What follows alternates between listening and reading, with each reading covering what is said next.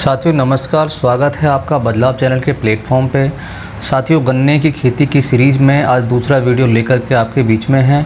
तो सबसे पहले तो मैं प्रार्थना करता हूं कि इस महामारी के समय में आप सब लोग सुरक्षित रहें, स्वस्थ रहें और जो हेल्थ डिपार्टमेंट की तरफ से गाइडलाइन जारी की गई हैं उनका सभी लोग अच्छे से पालन करें, तभी इस बीमारी से हम बच सकते हैं। तो साथियों, आज हम बात करेंगे गन्ने की खेती में मृदा उपचार कैसे करें और फसल का पोषण कैसे करें। तो पहले हम बात करते हैं उन किसानों की जो कि जैविक खेती करते हैं, प्राकृतिक खेती करते हैं। मृदा उपचार का मतलब है कि रोग बीमारी को कंट्रोल करना। यानी कृषि के ज्ञाता और वैज्ञानिक लोग कहते हैं कि बीमारी को आने से पहले रोकना है और कीट को आने के बाद।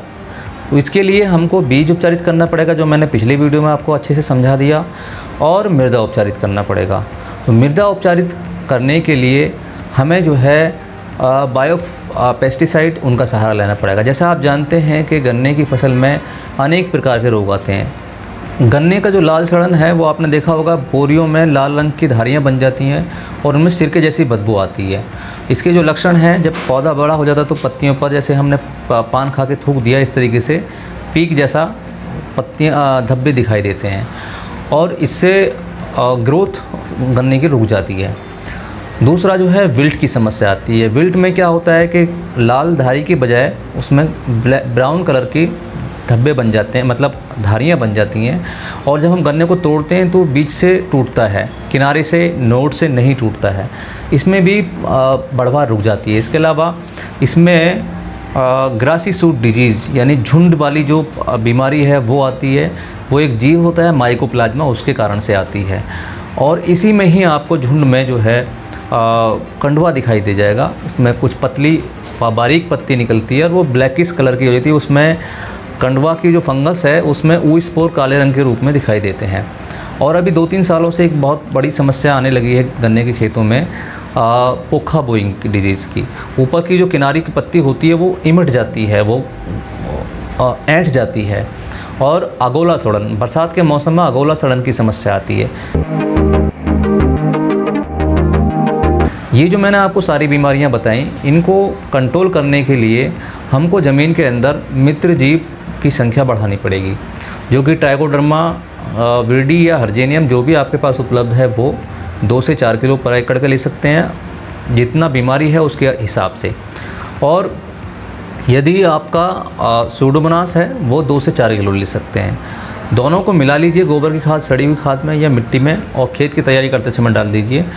पहले दूसरे पानी पर भी डाल सकते हैं, लेकिन सबसे अच्छा रहता है खेत की तैयारी करते समय। अगर किसी खेत में कीट की समस्या है, जैसे दीमक की समस्या है या सफ़ेद सूंडी की समस्या है, तो उसमें आप मेटाराइजम 2 से 3 किलो प्रति एकड़ के हिसाब से ले सकते हैं। इस घोल में इसको तैयार करते समय थोड़ा गुड़ की मात्रा डाल सकते हैं, क्योंकि ये फंगस जो है वो गुड़ से एक्टिवेट होकर के अपनी मात्रा को बढ़ा लेती है। तो इनका आप इस्तेमाल कीजिए। इसके अलावा जो फसल पोषण की बात है, उसमें 25 टन प्रति हेक्टेयर के हिसाब से गोबर की खाद यदि उपलब्ध है तो बहुत अच्छा है। नहीं तो कोई भी आप कंपोस्ट ले लीजिए, वर्मी कंपोस्ट है, सफल कंपोस्ट है, ये जो भी आपके पास उपलब्ध है वो कंपोस्ट आप खेत की तैयारी करते समय डाल दीजिए। और उसके बाद फिर जो है जब आपने रोपाई कर दिया तो आप लगातार जीवामृत, घन जीवामृत का इस्तेमाल करें। इसके लिए देसी गाय होना बहुत ज़रूरी है। देसी गाय का जिससे बना हुआ जीवामृत जो है वो सबसे बेस्ट होता है। उसमें करोड़ों की मात्रा में जीवों की संख्या होती है जो ज़मीन की दशा को सुधारने में मदद करती है। यानी कि देसी गाय के गोबर में और उससे बने हुए जीवामृत में वो शक्ति है कि जो ज़मीन के जो मृत जीव हैं या जो गहराई में जा चुके हैं वो वापस ज़िंदा होने लगते हैं, उनकी संख्या बढ़ने लगती है। और जब जैविक क्रियाएँ ज़मीन के अंदर होने लगती हैं तो फसल की बढ़वार और उसकी जो शक्ति है वो वापस उसमें आ जाती है। इसके अलावा आप स्प्रे के रूप में भी आप सागरिका है या दाल का जो मिश्रण है, आप 2 किलो दाल मिक्स ले लीजिए।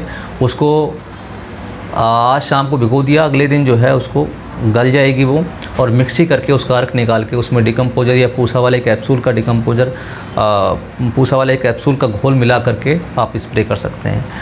कंडे हैं या सप्तधान अंकुर का जो घोल बनता है न्यूट्रिएंट्स वाला, वो भी आप इसमें इस्तेमाल कर सकते हैं।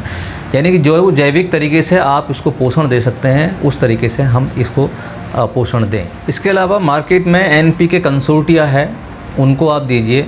उससे जो नाइट्रोजन है, हवा के अंदर जो नाइट्रोजन है वो आपकी फसल को लगातार मिलेगी। यानी कि वो एक ऐसी फैक्ट्री आपकी ज़मीन के अंदर लग जाएगी जो जब भी पौधे को ज़रूरत होगी वो हवा से नाइट्रोजन लेकर के देते रहेंगे। उस तरह के बहुत सारे जीवाणु ऐसे उसके अंदर हैं, एजोटोबैक्टर, एजोस्पिरिलियम, जो नाइट्रोजन को फिक्स करके पौधे को देते रहते हैं। फास्फोरस जो ऑलरेडी ज़मीन में पड़ी हुई है या जो भी फसल अवशेष आपके ज़मीन के अंदर है वहाँ से फास्फोरस वाला जीवाणु उसको देता रहेगा। पोटास है वो भी यही काम करता है। इसके अलावा माइक्रोराइजा का आप इस्तेमाल कर सकते हैं। उसको वो न्यूट्रिएंट्स, माइक्रो न्यूट्रिएंट्स के साथ साथ पौधे को मजबूती भी देता है, रोग बीमारी से भी बचाता है, निमेटोड से भी बचाता है, और साथ में जो फास्फोरस अघुलनशील अवस्था में पड़ा हुआ है उसको भी उठा करके पौधे को देता है। साथ ही आप लस्सी का घोल, लस्सी के घोल में आप जो है कोई भी तांबे का टुकड़ा डाल दें, आयरन डाल दें, तो उससे जो है आयरन की मात्रा उसमें बढ़ जाती है। आप लस्सी, ताज़ा लस्सी ले लीजिए। ताज़ा लस्सी जो है ग्रोथ का काम करेगी। थोड़ा पुरानी लस्सी है तो वो बायोपेस्टिसाइड या बायो फंजीसाइड का काम करेगी। तो आप उसी हिसाब से उसमें उसका इस्तेमाल कर सकते हैं। ये काम लगातार चलेगा क्योंकि पौधे की जो ग्रोथ है वो 0 से लेकर के 270 दिन तक होती है, और उस फेज़ में आप पौधे को जैसे ज़रूरत पड़ती है उस हिसाब से इन सब चीज़ों का रिपीट करके आप देते रहेंगे तो आप ऑर्गेनिक गन्ना जो है अच्छे से उगा पाएंगे। अब बात करते हैं जो किसान ऐसे हैं जिन्होंने अभी जैविक खेती शुरू करी है और वो संतुलित कर रहे हैं, तो उनको मैं भी ये सलाह दूंगा कि वो संतुलित से शुरू करें, उसके बाद फिर धीरे धीरे ऑर्गेनिक की तरफ लेके जाएं। तो संतुलित करने में उनको, जैसे मैंने पिछले वीडियो में बताया कि आप बोने का समय आप अक्टूबर-नवंबर में ले जाएं, गैपिंग बढ़ाएं और साथ में इंटरक्रॉप करें, और बोते समय बीज को और मृदा को उपचारित करने के लिए ट्राइको, सूडो, बवेरिया, मेटा जैसे आपके यहाँ समस्या है उस हिसाब से आप उसका इस्तेमाल करें। और साथ में वो जो है सुहागा 2.5 से 3 किलो और नीरथ होता 2.5 से 3 किलो, वो भी आप ले सकते हैं। किसान जो है जो संतुलित कर रहे हैं तो वो अपना नाइट्रोजन, फास्फोरस, पोटास, गन्ने में 250 से 300 किलो नाइट्रोजन चाहिए होती है पर हेक्टेयर, 50 से 60 किलो पोटास चाहिए होती है, और 80 से 100 किलो फास्फोरस चाहिए होती है। 25 किलो प्रति हेक्टेयर के हिसाब से जिंक सल्फेट चाहिए होती है। तो इनकी पूर्ति करने के लिए आप मात्रा को कम कर लीजिए, यानी कि जैसे डीएपी आप आधा बोरा ले लीजिए, सिंगल सुपर फास्फेट 2 से 3 बोरा ले लीजिए, और 25 किलो पोटास ले लीजिए। तो आपने जो केमिकल्स की रिकमेंडेशन है उसको आधा कर दिया। इसके साथ में आप एनपीके कंसोर्टिया ले लीजिए। तो एनपीके कंसोर्टिया क्या करेगा, जो आपने नाइट्रोजन, फास्फोरस, पोटास की मात्रा को कम किया है उसको पूर्ति कर देगा। तो इससे आपकी फसल में जो है पैदावार कम नहीं होगी। इसके साथ साथ आपने शुरू में बीमारी और कीट को कंट्रोल करने के लिए वो लगा ही दिया। उसके बाद अगर आप जीवामृत बना सकते हैं तो अच्छा है, नहीं तो वेस्ट डिकम्पोजर या पूसा वाला कैप्सूल या गौ अमृतम जो कल्चर है उसका आप इस्तेमाल करिए। इससे आपकी ज़मीन में सुधार होता चला जाएगा, आपको जैविक खेती करने में आसानी होगी।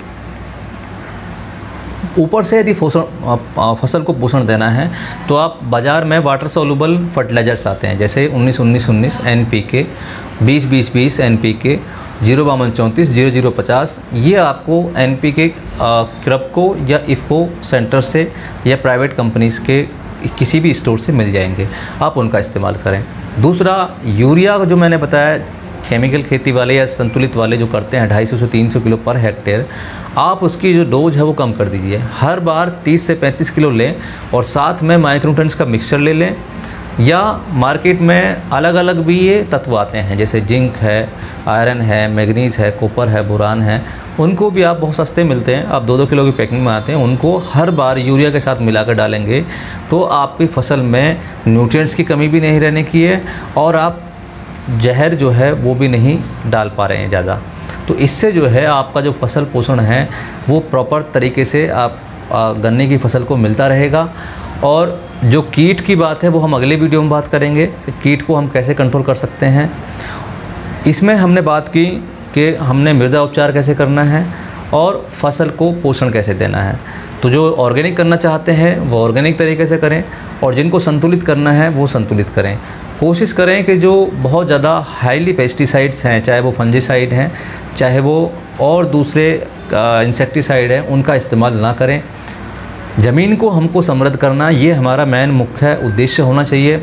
और गन्ने की खेती चूँकि लंबे समय की होती है, इसलिए मैंने बार बार एक चीज़ पे जोर दे रहा हूँ कि आप गन्ने की दूरी बढ़ाइए और उसमें इंटरक्रॉपिंग कीजिए। तो ये हुआ मृदा उपचार और फसल पोषण के बारे में। अगली वीडियो में हम बात करेंगे कीट को कैसे कंट्रोल करें जैविक तरीके से, देसी तरीके से, और कैसे हम जो है उसका उत्पादन अच्छे से ले सकते हैं।